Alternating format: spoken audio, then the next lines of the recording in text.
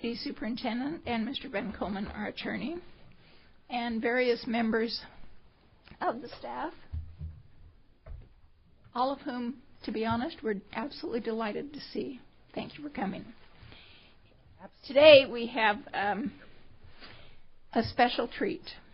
We have asked the West Jordan feeder system to come and report to us, and we'll turn a minute over to Mrs. Atwood to tell us about this.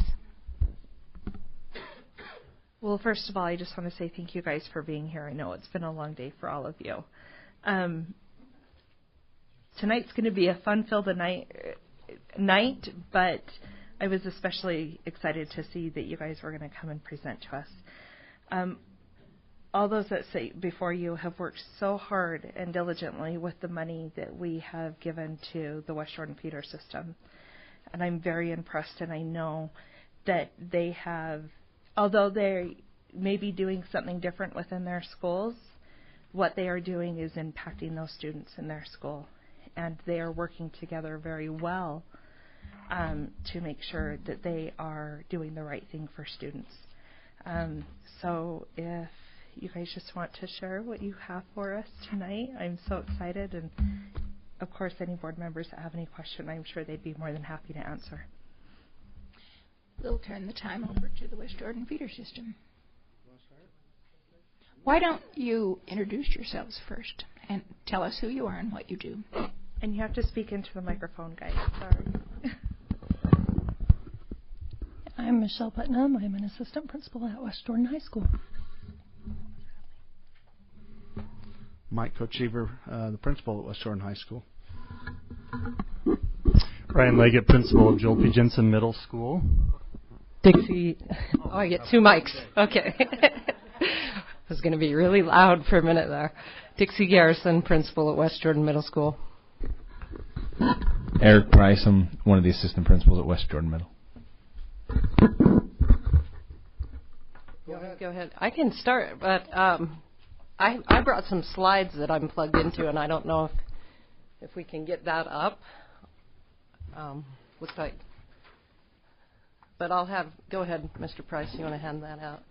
I have some data that we've brought to share. First of all, I'd like to thank the board.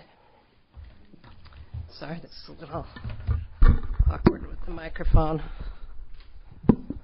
Okay. I'd like to thank the board for recognizing the West Jordan feeder system and the students in our area and the demographic and the needs there, and that we do have some exceptional needs with our demographic, being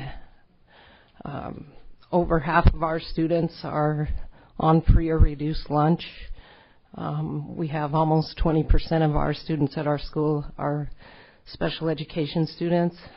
So we're a highly impacted feeder system, and our school, we have some very dedicated teachers, and I think these improvement funds, it really, I can speak for my school, it validated our teachers and their efforts, and it was the shot in the arm that we needed because people are spread so thin and working so very hard.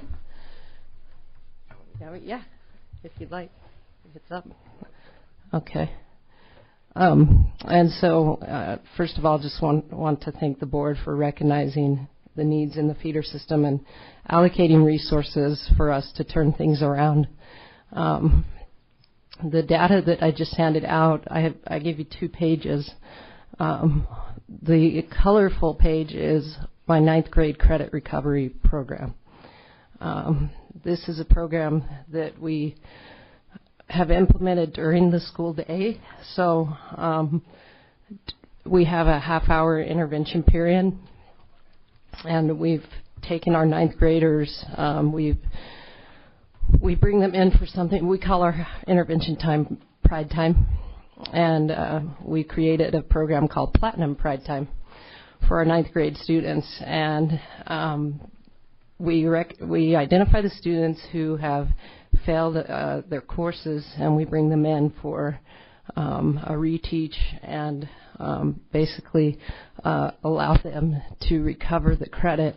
Now, this isn't a packet program. This isn't an after-school program. This isn't something that they have to pay to play. So we really drive that home with the students that this is an opportunity to basically recover what you should have engaged in the first place with the learning. So it's a standards-based program, so they're actually completing individualized kind of recovery work based on things that they would have missed out on the previous quarter. So it's a reteach of what we already wanted them to know and be able to do. Okay, so if you look at those numbers, we have a baseline year. This is before your improvement funds, but the improvement funds have helped. This is a program that basically that we got going in the year 14-15. But you can look at the core areas of science, language arts, math, and geography, and you can see the amount of failed classes that were happening. Okay, so there's a comparison of each of the 4 quarters, and a comparison at the bottom. I think the numbers that really kind of drive things home and where this is really making a difference for our students. When I was appointed principal, basically Brian and I and Mike, we all kind of came on around the same time. I think Mike and I the same year. We were charged with raising the graduation rate and turning around kind of a culture of failure. So this is one of the things that we did with our freshmen to address that. So you can see the numbers basically at the bottom on the total Fs just in those core areas. You're looking at 445 Fs in the year 13-14, and we've steadily decreased that down to last year. The total number of Fs in those core areas were 54. So it's just been a phenomenal program, so I wanted to show you those numbers. Our teachers are really bought into this. It takes a lot of work on their part because they're having to do recovery with those students after the quarter has passed. And these are your most reluctant learners. These are the kids who are absent the most. I would say out of those failing grades that you see from last year, those are kids that maybe came to school 2 or 3 times in a quarter. So it's very difficult to do the recovery work with them. So we basically tell the students, if you're here, we're not going to let you fail. It's just not an option. So that's what we do, and maybe that's why some of them didn't come back, but but it's very low numbers there, as you can see. And actually last year, I don't even have the statistics on that, but we expanded the Platinum Pride time to beyond the language arts, math, and science areas, so all of their elective credits were recovered as well. So we're trying to reverse that trend of we want to send them over to Mike with their credits intact. The other sheet that you have, these are just some numbers of students who failed 1 or more classes. Again, there's a baseline year, 2012 and 13. And you can see each of those quarters, and you can see how each year we've steadily decreased the number of students who have failed 1 or more classes. So in the year, so right up until this year, we only had 20 students fail any of their courses school-wide.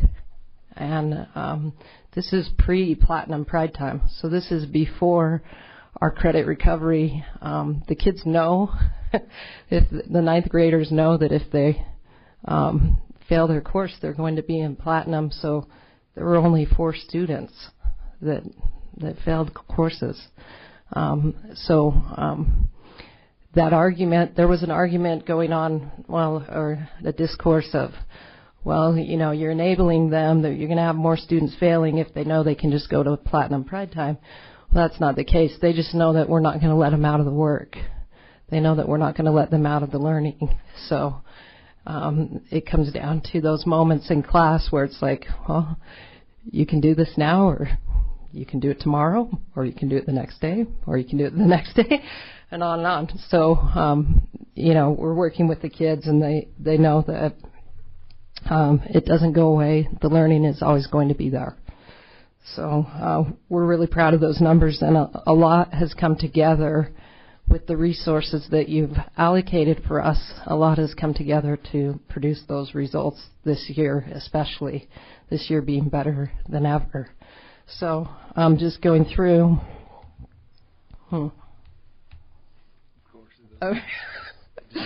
Okay, there we go. So you can see our demographics. Again, we have 53% of our students with a low socioeconomic status. 25% of our students are English language learners. 16% of our students are identified as having disabilities. So the special education improvements, these are the things that you all have supported with your funding. We've increased the number of co-taught or inclusion classes in language arts, math, and science. We have 12 sections of language arts and reading co-taught classes, including a co-taught 9th grade reading class. Usually there's a reading class beyond 8th grade.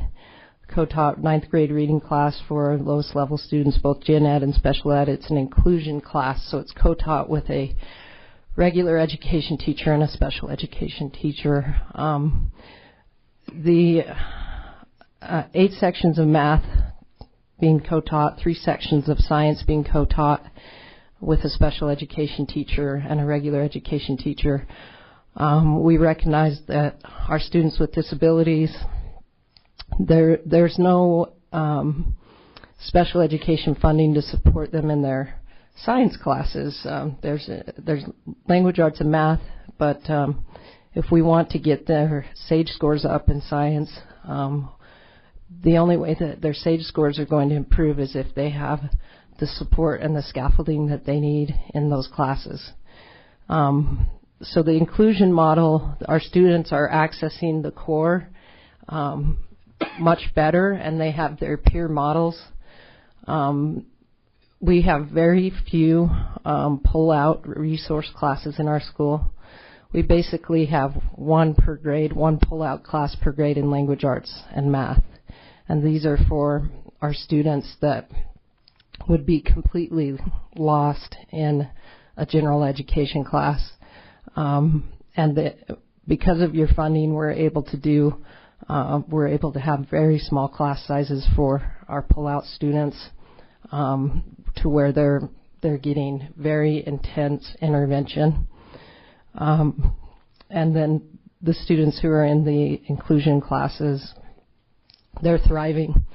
We actually have some data on students who are outperforming their general education peers on benchmark testing, and it's phenomenal.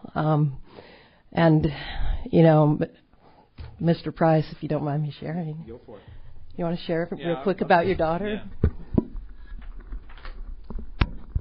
So my daughter goes to West Jordan Middle School, and one of the cool things about it is she's in almost all honors classes, except for she's a special ed student that receives services in reading. And so because of this and because of the co-taught ability, she's able to take all regular classes with the support of a co-taught teacher. Because she doesn't have a learning problem, she has a reading problem. And so I think that's a cool thing about what we do at West Jordan Middle. So we have kids who are being included in the regular education program, and they're taking pride in their learning in a much greater way because of the co-teaching that we're able to offer and offer those supports. So in 7th grade we have 69 students, 8th grade 74 students, and 9th grade 70 students who are in our co-taught classes. Okay.